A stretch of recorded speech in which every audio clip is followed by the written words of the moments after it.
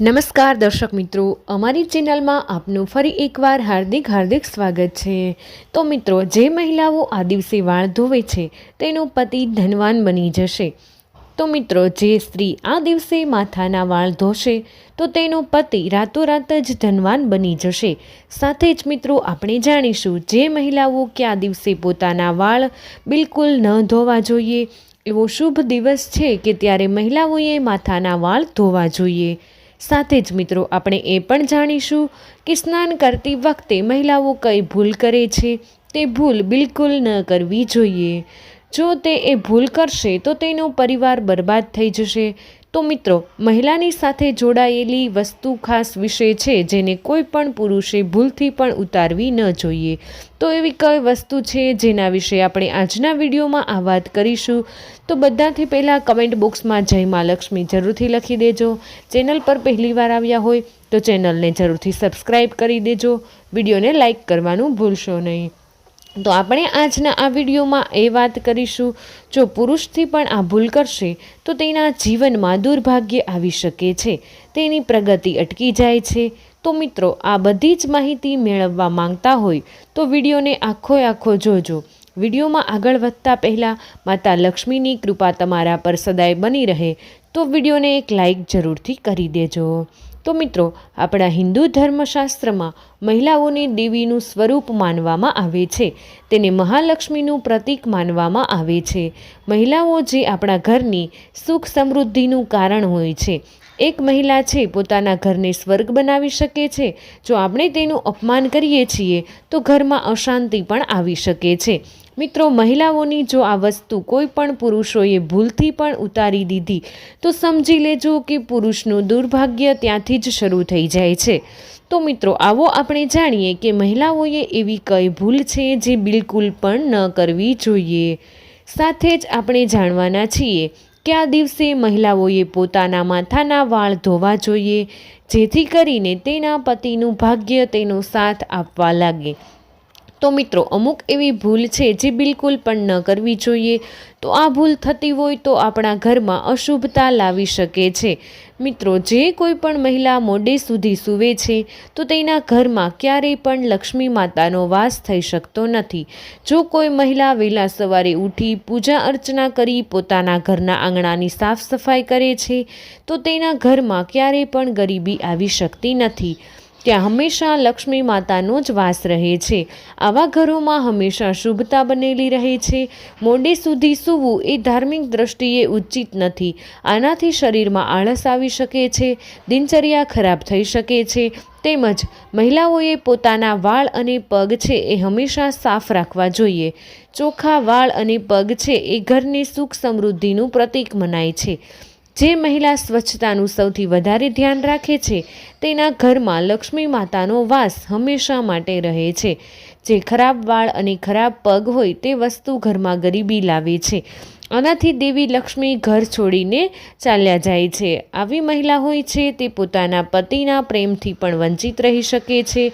તેમજ આપણા હિન્દુ ધર્મશાસ્ત્રમાં સ્નાનને લઈને અમુક વિશેષ નિયમો જણાવવામાં આવ્યા છે, જેનું પાલન આપણે બધાએ કરવું જ જોઈએ। સાથે જ મિત્રો, આપણે આજના વિડીયોમાં જાણીશું કે મહિલાએ કયા દિવસે પોતાના માથાના વાળ ધોવા જોઈએ જેથી કરીને તેના પતિનું ભાગ્ય બદલાઈ શકે, તેમજ તેને કયા દિવસે વાળ ન ધોવા જોઈએ એ બધી જ વસ્તુ વિશે આપણે મિત્રો આજના વિડીયોમાં જાણીશું। મિત્રો, આપણા શાસ્ત્રોમાં પણ 8 વાગ્યા પછી નાહવું એ અશુભ માનવામાં આવે છે। આથી કોઈ પણ વ્યક્તિએ 8 વાગ્યા પછી સ્નાન ન કરવું જોઈએ।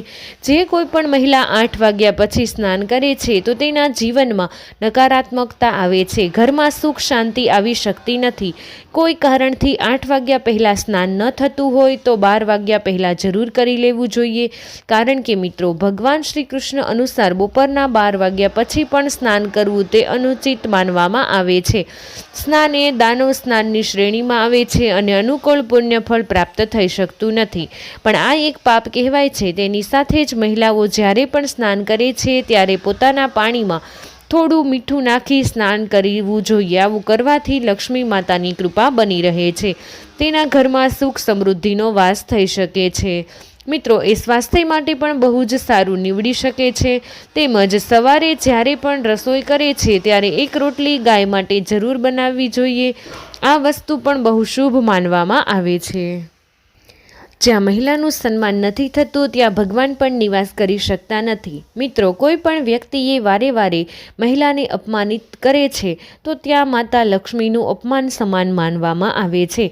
જો કોઈ એવું વિચારે છે કે મહિલાને નીચું દેખાડીને તે પોતાને તાકાતવાર સાબિત કરશે તો તે બહુ જ મોટી ભૂલ કરી રહ્યા છે. ભગવાન કૃષ્ણએ પણ મહિલાઓને ઉચ્ચ સ્થાન આપેલું છે. તેણે કહ્યું છે, જે જગ્યા પર નારીનો આદર નથી ત્યાં કોઈ પણ શુભ કાર્ય છે એ સફળ થઈ શકતું નથી. ત્યાં દેવી દેવતા પણ વાત કરી શકતા નથી. ભગવાન શ્રી કૃષ્ણએ એવું કહ્યું છે, જો તમે પોતાના જીવનમાં સુખ, સમૃદ્ધિ તેમજ પ્રગતિ કરવા માંગતા હોય તો મિત્રો તમારે નારીનું સન્માન કરવું જોઈએ. કોઈ પણ પુરુષ હોય છે એ મહિલાની ઇજ્જત કરે છે તે જ વ્યક્તિ પોતાના કાર્યમાં સફળતા પ્રાપ્ત કરી શકે છે. કોઈ પણ વ્યક્તિ મહિલાને અપમાનિત કરે છે તો તે ભલેને ગમે તેટલી કોશિશ કરે પણ સફળતા તેની પાસે આવી શકતી નથી. મિત્રો, પોતાના જીવનમાં બધા જ સુખોને મેળવવા માંગતા હોય તો તમારે મહિલાની ઇજ્જત ક્યારેય પણ ઉતારવી ન જોઈએ. તમારે મહિલાને હંમેશા સન્માન જ કરવું જોઈએ. મિત્રો, હવે આપણે જાણીશું મહિલાઓએ કયા દિવસે પોતાના માથાના વાળ ધોવા જોઈએ જેથી કરીને તેના પતિનું ભાગ્ય બદલાઈ શકે. સાથે જ આપણે જાણીશું મિત્રો, મહિલાઓએ કયા દિવસે પોતાના વાળ ભૂલથી પણ ન ધોવા જોઈએ. જો તે આ ભૂલ કરશે તો તેના ઘરમાં ઘોર ગરીબી આવશે. તેના પતિનું અકાળે મૃત્યુ થઈ શકે છે. આપણે જાણીશું સ્ત્રીઓની અમુક એવી ભૂલ છે જેના લીધે તેના ઘરમાં ઘોર ગરીબી આવી શકે છે. મિત્રો, વિડીયોને છેલ્લે સુધી જોતા રહેજો. સાચી શ્રદ્ધાથી કમેન્ટ બોક્સમાં જય મા લક્ષ્મી જરૂરથી લખી દેજો. તો મિત્રો, આપણા હિન્દુ ધર્મશાસ્ત્રમાં એવી માન્યતા છે કે અઠવાડિયામાં અમુક ખાસ દિવસોમાં મહિલા પોતાના માથાના વાળ ધોવે છે તો તેના ઘરમાં નકારાત્મક ઉર્જા આવી શકે છે. તેમજ આ ભૂલ કરો છો તો આની અસર તમારા સંતાન અને પરિવારના સભ્ય પર પણ પડી શકે છે. વિડીયોમાં આપણે જાણીશું કે સ્ત્રીએ એવા કયા ખાસ દિવસે વાળ જરૂર ધોવા જોઈએ. મિત્રો, બુધવારના દિવસે કુંવારી છોકરીઓએ પણ પોતાના માથાના વાળ ન ધોવા જોઈએ.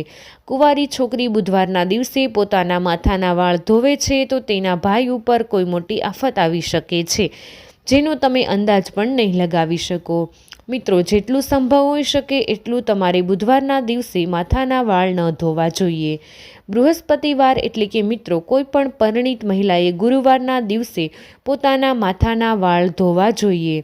કોઈ પણ પરિણીત મહિલા હોય જે ગુરુવારના દિવસે વાળ ધોવે છે તો તેના પતિનું અકાળે મૃત્યુ થઈ શકે છે. ગુરુવારના દિવસે પરિણીત મહિલાઓએ નખ પણ ન કાપવા જોઈએ તેમજ વાળ પણ ન ધોવા જોઈએ. મિત્રો, ગુરુવારના દિવસે ઘરમાં પોતું પણ લગાવવું ન જોઈએ અને એ દિવસે વસ્ત્રો પણ ન ધોવા જોઈએ. જો તમે આ ભૂલ કરો છો તો તમારા પરિવાર પર બહુ જ મોટી આફત આવી શકે છે. કોઈ પરિણીત મહિલા સોમવારના દિવસે પોતાના માથાના વાળ ધોવે છે તો આનાથી તેના બાળકો પર બહુ મોટી આફત આવી શકે છે. પરિવારને આર્થિક સમસ્યાનો સામનો કરવો પડે છે. તો મિત્રો, એવું કહેવાય છે કે પરિણીત મહિલાઓએ સોમવારના દિવસે બિલકુલ પણ વાળ ધોવા જોઈએ તેમજ પરિવારને સંકટોથી બચાવવા માટે નિયમોનું પાલન કરવું જોઈએ. તો મિત્રો, પરિણીત મહિલાઓએ શુક્રવારના દિવસે માથાના વાળ ધોવા જોઈએ. આવું કરવાથી તેમના ઘરમાં પ્રગતિ થઈ શકે છે. કોઈ પણ પરિણીત મહિલા શુક્રવારના દિવસે વાળ ધોવે છે તો તેનો પતિ ધનવાન બની શકે છે. શુક્રવારના દિવસે તમે વાળ ન ધોઈ શકો તો તમારે કોઈ શુભ કાર્ય જેવા કે પૂજા અર્ચનામાં જવું હોય તો તે જઈ શકે છે. આના માટે મિત્રો, શેથામાં સિંદૂર પૂરીને જ જવું જોઈએ. શાસ્ત્રોનું માનીએ તો મહિલાના શેથાનું સ્થાન છે તેને ગંગાનું સ્થાન માનવામાં આવે છે જે બહુ જ પવિત્ર હોય છે. જે કોઈ પણ સ્ત્રી પોતાના શેથામાં સિંદૂર પૂરે છે તો તે માતા પાર્વતીનું સ્વરૂપ માનવામાં આવે છે. આથી તેને માતા પાર્વતીના આશીર્વાદ હંમેશા તેની સાથે રહે છે. મહિલાઓએ સિંદૂર લગાવે ત્યારે અમુક ખાસ નિયમોનું પાલન પણ કરવું જ જોઈએ. ઘણી મહિલા છે તે સિંદૂર લગાવતી વખતે અમુક એવા નિયમો છે જેનું પાલન કરતી નથી. બહુ જ આફતનો સામનો પણ કરવો પડે છે. તો મિત્રો, તમે જે આ ઘરમાં ઝઘડાઓ કલેશ થવા લાગે છે અને ઘરની લક્ષ્મી પણ જતી રહે છે। તો મિત્રો આવો જાણીએ કે તે પરિણીત મહિલા છે તેણે સિંદૂર લગાવતી વખતે ખાસ નિયમોનું પાલન કરવું જોઈએ।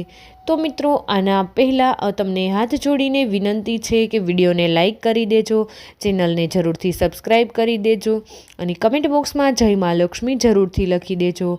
તો મિત્રો અમુક એવી સ્ત્રી હોય છે જેને સિંદૂર લગાવવામાં બહુ જ શરમ આવતી હોય છે। જ્યારે પણ સિંદૂર સેથામાં પૂરે છે ત્યારે સેથાને વાળથી છુપાવી દેતી હોય છે। કોઈ પણ સ્ત્રી પોતાના સિંદૂરને વાળથી છુપાવી દે છે તો તેના પતિને સમાજમાં માન સન્માન મળી શકતું નથી। મિત્રો કોઈ પણ સ્ત્રી પોતાના સેથામાં લાંબુ સિંદૂર પૂરે છે તેના પતિને તેના સમાજમાં ખૂબ જ માન સન્માન મળે છે। બધી જ જગ્યાએ તેના પતિની ઇજ્જત વધે છે।